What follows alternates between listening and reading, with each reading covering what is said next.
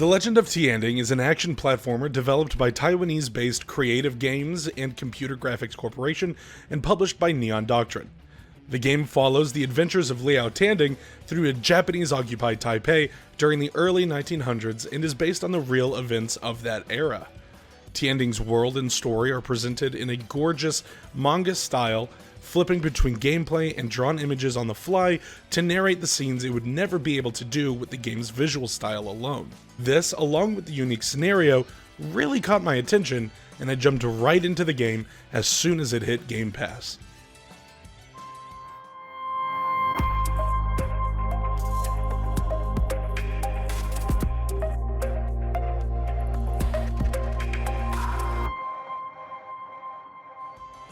In The Legend of Tianding, players will primarily be platforming and fighting their way through plenty of enemies.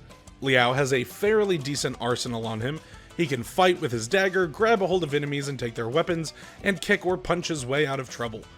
The former skills will also be necessary to platform through some challenges alongside a grappling hook. Punching enemies is good fun, and there's a good amount of enemy and weapon variety to keep your playthrough interesting. Running past enemies is usually the best idea, however, but even if you find yourself getting clobbered, the game will always place you as close as possible to your deathbed. You can also set the game to a lower difficulty and get by some of the game's harder challenges, but the game is no Ori in the Blind Forest, so you don't need to worry about dying a bunch. The best parts of the game are easily its presentation of its narrative alongside the boss fights. There is plenty of the former, so for those that don't quite find themselves interested in the setting or Liao's plight, there's not much that the gameplay will make up for.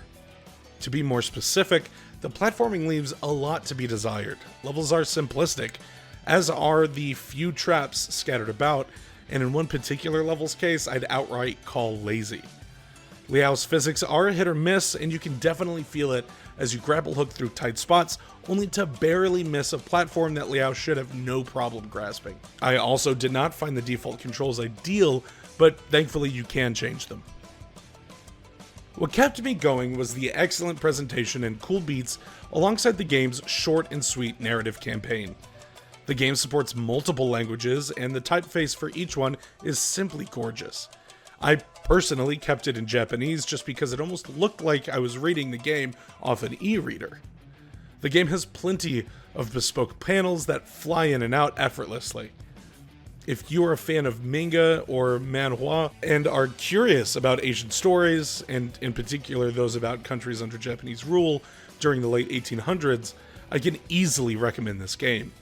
This is one of those few times I'll take style over substance. I look forward to seeing what else this developer will come up with. Thank you so much for watching the review of The Legend of Tianding here on XboxEra. If you enjoyed the video, make sure you give it a like, subscribe to the channel for more reviews, previews, gameplays, podcasts, you name it, we got it. Thank you guys again so much for hanging out with us. We'll catch you in the next one.